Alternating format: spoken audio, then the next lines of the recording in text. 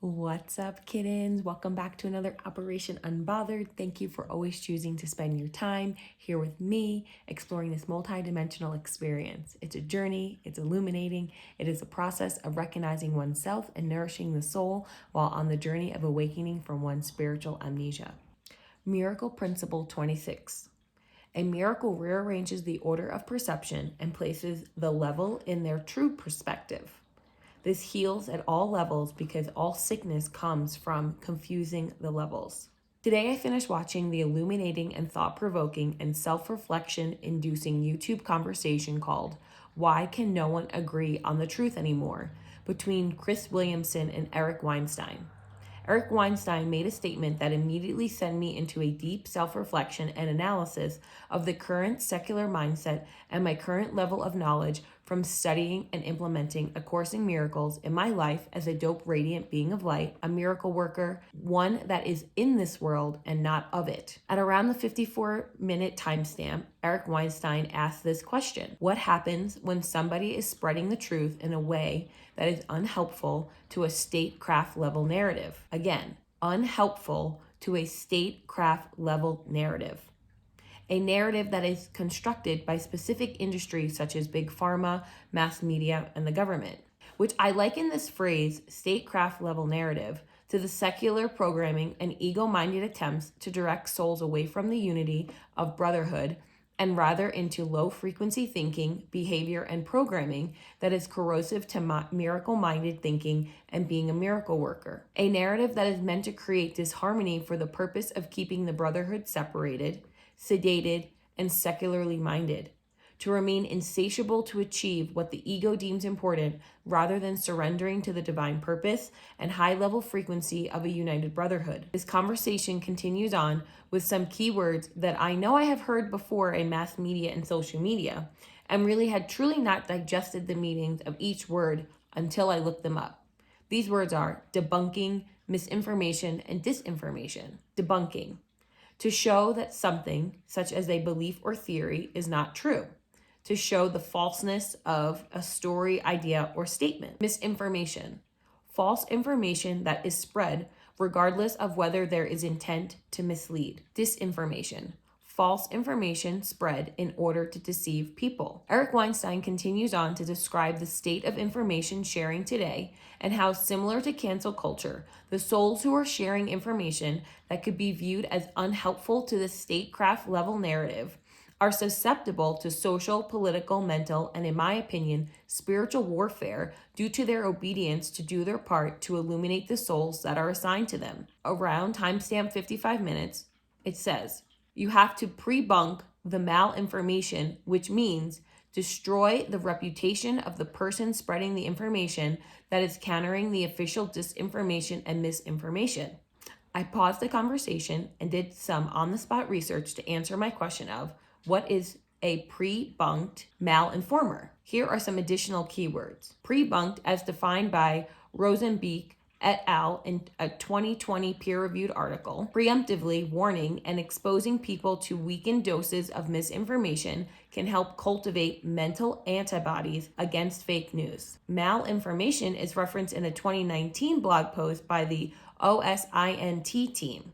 Information that is based on reality, used to inflict harm on a person, organization, or country, such as someone using a picture of a dead child refugee with no context in an effort to ignite hatred of a particular ethnic group they are against. The OSINT team also adds this for reference. Think of malinformation as containing something real that was taken completely out of context and with malicious intent, whereas disinformation contains outright lies with no element of truth. Now, circling back to the statement, you have to pre-bunk the malinformation, which means destroy the reputation of the person spreading the information that is countering the official disinformation and misinformation. People are willing to destroy, cancel, eliminate those who are sharing information with others that is perceived or may directly go against the statecraft level narrative. Here I say, the devil and his friends are liars and are most certainly out to play. As I listened and reflected throughout this 3-hour conversation, I continued to relate what was being said about information in the secular dimension to how this topic relates to being a miracle worker. How does one move forward in divine alignment even if it is not in alignment with social validity? The answer is unbothered. Study Notes ABA defines social validity as the idea that our procedures, goals, and outcomes must not only be effective, but also must be well liked and acceptable to the people involved in treatment, planning, and delivery. This journey of being a miracle worker, although it is light work, requires an unwavering commitment of being unbothered, ignoring the secular social acknowledgement, affirmation, and unsustainable expectations. Because there are souls equally as there are souls for me to illuminate through my lived experiences, through my sharing and ascension, there are souls here to attempt to block my light, to cancel my attempts, and act as deterrents for me to continue doing my part to save the world. In the past, I have indeed succumbed to such obstacles and enticements of the secular dimension. Alcohol, jealousy, sex, material possessions. With the energetic patterning of an insatiable black hole, I was willing to try to satiate with whatever felt secularly aligned to my bodysuit and ego. I was distracted from my divine alignment and misaligned with stuff, people, fixed mindsets, and my ego. These are all distractions. These are all secular. These are ego-driven responses to a secular world of programming through mass media, social media, and the current times of misinformation and disinformation. These are intentional actions to create confusion and separation from source, to widen the space between our brothers and sisters for the purpose of remaining fragmented and overriding the internal validation and divine direction of one's divine purpose. Remain unbothered, move in love, surrender to obedience to your highest frequency.